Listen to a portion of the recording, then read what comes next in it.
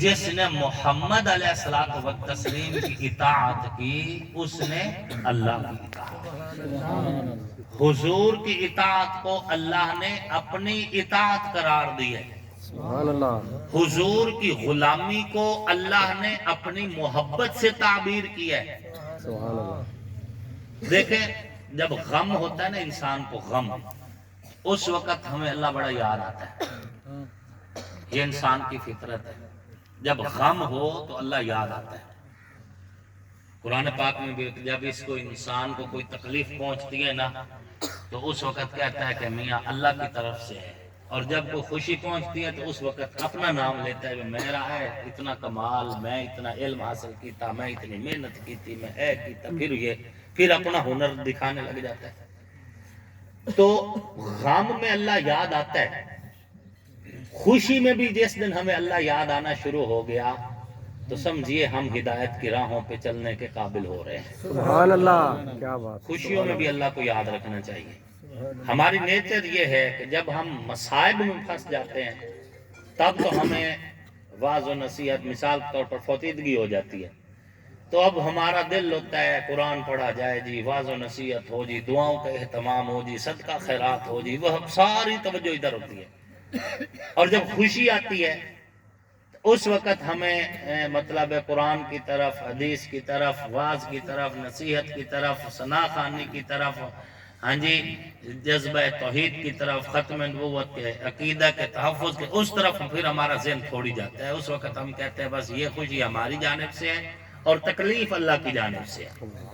قرآن پاک نے ہماری اس نیچر کا بڑا اچھے انداز میں جو ہے منظر پیش کیا ہے، اور کہ جب مشرکین مکہ کسی دریا میں پھنس جاتے تھے نا یا سمندر کی موجوں میں پھنس جاتے اور پتہ لگتا کہ اب کشتی ڈوبنے والی ہے تو پھر دعوا اللہ مخلصین لہ الدین، پھر اللہ کو پکارتے بڑے خالص دل کے ساتھ، اللہ کی طرف متوجہ ہوتے، دعائیں کرتے، اور جب کشتی پار لگ جاتی، کنارے پہ پہنچ جاتے اور خوشی ہوتی کہ زندگی بچ گئی ہے تو پھر فَإِذَا مشرکون، قرآن پاک کی آیت ہے، پھر اچانک شرک شروع کر دیتے۔ یہ نیچر ہے انسان کی، خوشی میں اللہ یاد نہیں رہتا، غم میں اللہ یاد آتا ہے۔ خوشیوں میں بھی اللہ کو یاد رکھنا سیکھیے۔ خوشیاں دینے والا اللہ تمہاری خوشیوں کو تا دیر قائم رکھے۔ آمین، خوشیوں میں اللہ کا شکر ادا کرنا سیکھیے، اور جس نے خوشی میں اللہ کا شکر ادا کیا، لَإِن شَكَرْتُمْ لَأَزِيدَنَّكُمْ، اللہ پاک فرماتے ہیں میں خوشیاں بڑھا دوں گا، نعمتیں بڑھا دوں گا۔ شکر ادا کرنا سیکھیے۔ اے اہل ایمان، اللہ کا شکر ادا کرتے ہیں، اللہ رب العزت نے ہمیں حضور کا امتی بنایا، پھر حضور کے صدقے ہمیں دین اسلام نصیب ہوا۔ 1,24,000 کم و بیش انبیاء جو دین لے کر آئے وہ سارے دین حق ہیں، یہ ہمارا ایمان ہے، بے شک، وہ سارے دین حق ہیں۔ ان تمام ادیان کا جو نچوڑ ہے اس کا نام دین اسلام ہے۔ ان الدین عند اللہ الاسلام، دین اسلام ہے، اور اسلام نے تمہاری زندگی کی ہر جہت سے، ہر شکل کا احاطہ کیا ہے۔ واش روم جانے تک کے آداب سکھائے ہیں، کھانا کھانے تک کے آداب سکھائے ہیں، سونے کے آداب سکھائے ہیں، بولنے کے آداب سکھائے ہیں، ہر بات میں اسلام نے آپ کی رہنمائی کی ہے۔ بعین ہی اسلام نے شادی کے حوالے سے بھی رہنمائی کی ہے، شادی کے حوالے سے، اور اللہ کا کرم ہے اللہ نے آپ کی ضرورتیں حلال راستے سے پوری کرنے کے لیے شریعت کے اندر جو ہے نکاح کو آپ کے لیے لازم قرار دیا، لازم قرار دیا۔ اللہ کا شکر ادا کیجئے، اور یاد رکھیں نکاح غیر معینہ مدت کے لیے ہوتا ہے۔ میرے چند منٹ کی گفتگو آپ کو بڑا کام دے گی۔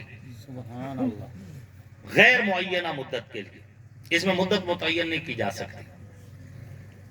جس کا نام نکاح ہے نا اس کی مدت متعین نہیں ہے، غیر معینہ مدت کے لیے، اولاد کے حصول کے لیے ہے، ایمان کی تکمیل کے لیے ہے، سوچوں کی پاکیزگی کے لیے ہے، اور اللہ کا حکم رسول اللہ کی سنت سمجھ کے کیا جائے۔ نکاح کے یہ اس لیے شریعت نے نکاح کو لازم، اس میں مدت متعین نہیں ہوتی۔ آج کل چونکہ سوشل میڈیا کا دور ہے اور لوگ کیمرہ کے سامنے بیٹھے ہیں، بولتے جا رہے ہیں، پھر ان کی گفتگو چونکہ روایتی طریقے جو ہم علماء کے مولویوں کے روایتی طریقے ان سے ذرا ہٹ کے ہوتی ہے، تو لوگ یہ سمجھتے ہیں کہ ساڈے مولوی کو علم کوئی نہیں، علم تو ہے یوٹیوب والے کو بہو ہیں، یوٹیوب والے کو بہو ہیں۔ ایک مولانا صاحب نے تقریر کی تھی، انہوں نے واقعہ معراج سنایا قرآن تے حدیث دی روشنی وچ، تے سارے بندے انج چپ بیٹھے رہے جویں تسی بیٹھے ہو، کوئی نہ بولے۔ انہوں نے قرآن دی آیتاں سنائیاں، مولانا غلام مصطفیٰ صاحب کی حال ہے، قرآن دی آیتاں سنائیاں، حدیث دی روایتاں سنائیاں، قرآن حدیث دی روشنی وچ مینوان معراج سنایا جویں کتاباں وچ قرآن حدیث موجود ہے۔ مجمع خاموش، او کہ مار کا گل ہے بھئی جیڑا تا قرآن تے حدیث وچ معراج آئی نا او تے میں تانوں سنا لیا، ہن آؤ تانوں میں او سناواں نہ تو قرآن وچ لبے نہ حدیث وچ لبے۔ بس سارے ویکھ انہاں کہ بھی ہن کوئی نویں گل آندی پئی ہے۔ انہوں نے آکھیا پھر اللہ سائیں نے جس لے معراج واسطے نبی سائیں نو بلاون لگا نا تے اللہ پاک نے آکھیا کجل وکھرا بناؤ تے سرما علیحدہ ہونا چاہیے، کریماں چنگیاں ہونیاں چاہیے، کگی جنت وچ لے آؤ تے تیل جڑے نے جنت دے بڑے خوشبودار لے آؤ تے سارے بندے سبحان اللہ دی چھل پئی آوے۔ ہن نہ قرآن وچ نہ حدیث وچ، ساڈا مجمع سننا بھی جو گلاں چاہندا ہے بے جیڑی نہ قرآن وچ ہوئے نہ حدیث وچ ہوئے۔ اے یوٹیوب تے بیٹھے لوگ، کچھ لوگ تو ماشاءاللہ بہت اچھے عالم ہیں، انہاں دی گل نہیں کر رہے، کچھ لوگ اپنے آپ نو بظاہر پروفیسر آکھدے ہیں لیکن وہ پروفیسر نہیں پروفیسر ہیں۔ پروفیسر اور پروفیسر وچ فرق ہوندا ہے۔ پروفیسر استاد نو آکھیا جاندا ہے، پروفیسر شعبدہ باز نو آکھیا جاندا ہے۔ شعبدہ باز وکھاوے سجی تے مارے کھبی، او جس لے یوٹیوب تے بہ کے گفتگو کردے نے تے ساڈا نوجوان سمجھیندا ہے بھئی ساڈے امام مسجد کول تا میاں علم ہی کوئی نہیں، او تا سانو صرف آکھدا ہے بے پیشاب دے چھٹیاں تو بچو، او تا سانو صرف نماز تے لائی رکھدا ہے، او تا سانو قرآن تے حدیث سنائندا ہے، علم تا اے دے کول ہے جڑا یوٹیوب تے بیٹھا ہے۔ اتا اللہ بھلا کرے یوتھیاں دا، انہاں مرزا محمد علی نو ننگا کیتا ہے، نہیں تو ساڈی کون کیا سندا ہے؟ اسی آندے سے مرزا محمد علی پلمبر ہی نے، کوئی ایڈا عالم علم کوئی نہیں، اس تو بچ جاؤ۔ لیکن جس لئے اس نے پھر تھوڑی جی سائیڈ بدلی تے پی ٹی آئی دے نزدیک گناہ گار ہون واسطے اتنا ہی بہت زیادہ بندہ عمران خان نو چھوڑ دے گئے۔ موڑو دنیا دا سب تو برا ترین انسان ہے تے دنیا دا سب تو برا ترین بندہ اگر عمران خان دی پارٹی جوائن کر لوے تو انج ناتا دھوتا ہے جی میں حجر اسود دا بوسا لے کے آئے ہو۔ ایک ذہن ہے نا ساڈے پی ٹی آئی ورکر جڑے ساڈے بھران ماندا، او پہلے تو انہاں محمد علی نو بڑا چاہی رکھیا پلمبر نو، جس لئے اس نے تھوڑی جی پٹڑی چینج کیتی ہے تے ہٹ کے ہون انہاں نے بہترین کلاس لئیے اس دی۔ اسی تے شروع تو آخریا سے بے اے بندہ نہ قرآن دے علم تو واقف ہے نہ حدیث دے علم تو واقف ہے۔ اگر اس سے قرآن اور حدیث دا علم ہے تو تینوں مکاتب فکر دے علماء نو بار بار آکھ رہے ہیں کہ میاں کیمرے تو باہر آ ساڈے نال گل کر، دیوبندی آکھ رہے ہیں، بریلوی آکھ رہے ہیں، اہل حدیث آکھ رہے ہیں، لیکن یہ بندہ کیمرے تو باہر نہیں آندا، آندا جیڑی گل ہونی ہے کیمرے تے ہونی ہے۔ اگر یہ باہر آندا اینو قرآن بھی سناونا پونا ہی، حدیث بھی سناونی پونی ہے، اس دا ترجمہ، اس دا مفہوم، اس دے معانی، اس دے سارے مطالب جگر علماء نال گفتگو کریا پھر پتہ چلنا ہی کہ ایک کتنا عالم ہے اور دو علماء کتنے علم رکھ دینے۔ لیکن چلو ساڑھے آنکھیں نہ لگے، کدوں نہ کدوں سمجھ آگئی بھئی ہے واقعی پلمبر عالم کوئی نہیں۔ میں وضاحت اتنی اس پارو کردہ پیا کہ فیس بک تے یوٹیوب تے سوشل میڈیا تے بیٹھے لوگ آج کل نا نکاح دی ایک دوئی صورت ہی متعارف کروا رہے ہیں، انہوں آکھ رہے ہیں جی لمٹڈ نکاح، لمٹڈ نکاح موقت مخصوص بھئی میاں ترائبیں واسطے 2 ہفتیاں واسطے 1 سال واسطے 5 سال واسطے جی اتنا عرصہ جی میاں کدائیں پڑھن گئے ہیں جی یونیورسٹی جی تے چلو جی جتنے دیں ساڑھے سمیسٹر چل دے پہن جی اتھے آپس سے لڑکی لڑکے نے نکاح کر لیا جیسے سمیسٹر مکسی جی ساڑھا ایگریمنٹ ختم جی۔ اے جڑی تبلیغ ہو رہی ہے یوٹیوب تے لمٹڈ نکاح دی صورت ہے نئے قرآن چینے نئے حدیث چینے۔ میں سیاسی بندہ ہو کے تو سٹیٹ گفتگو سنا رہے ہیں، ورنہ سیاسی بندے دا کام کے ہوندہ بے بلاواں مارے بھی ٹپ جاوے۔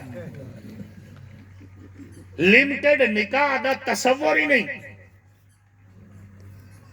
منع کر دیتا گیا۔ حضور علیہ السلام نے مولا علی فرماندے نے خیبر دے موقع تے حضور نے سانو روک دیتا۔ اچھا اس کے نقصانات اور فوائد میں کچھ جیڑا نکاح سنت ہے، شرعی نکاح، اس دے وچ عورت دا حق مہر ہوندا ہے، عورت اپنے خامن دی وارث ہوندی ہے، عورت خاندان دی نسل دی ضامن ہوندی ہے، عورت مرد دے ایمان دی وارث ہوندی ہے، جیڑا نکاح سنت ہے۔ اور جنوں لمٹڈ نکاح آکھیا جا رہا ہے اس دے وچ حق مہر کوئی نہیں، اس دے وچ اولاد پیدا کرنا مقصد نہیں، صرف شہوت پوری کرنا مقصد ہے۔ اس لمٹڈ نکاح دے وچ عورت اپنے ایگریمنٹ آلے اس مروجہ شوہر دی وارث کوئی نہیں، اگر وہ مر جاوے انہوں کاکھ نہیں لبنا۔ نکاح سنت چینو شریعت پورا فائدہ دے سی، شریعت اولاد بنی سی، اس دے ذریعے اس خاندان دی نسل جاری ہو سی، حق مہر مل سی، عورت باعزت طریقے نال برات کی صورت رخصت ہو کے اپنے گھر جا سی۔ جبکہ نکاح موقت دا نہ پیو نو پتہ ہے، نہ ماں نو پتہ ہے، نہ اوارڈ نو پتہ ہے، نہ گوارڈ نو پتہ ہے، نہ کوئی متعین ایک متعین وقت ختم ہو گیا کہ ہم نکاح لمٹڈ نکاح نہیں ہے۔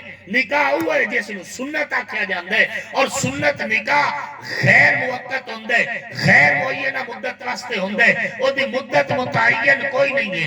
اللہ رب العزت نے نکاح نو اس واسطے لازم قرار دیتا ہے کہ ایمان کامل ہو جاوے، آنکھ پاک ہو جاوے، شرم حیات تقاضے پورے ہو جاوے، نسل جاری ہو جاوے، اللہ دا حکم بھی پوری ہو جاوے، نبی دی سنت بھی پوری ہو جاوے۔